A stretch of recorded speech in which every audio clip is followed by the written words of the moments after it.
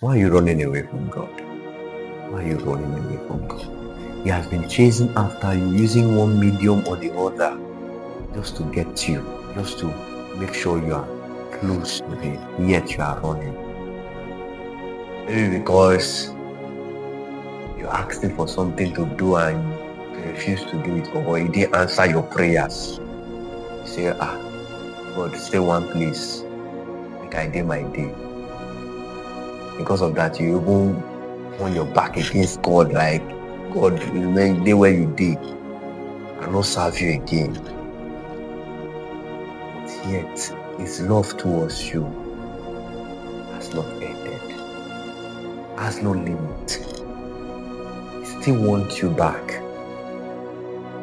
For everything that has happened, it is for a reason.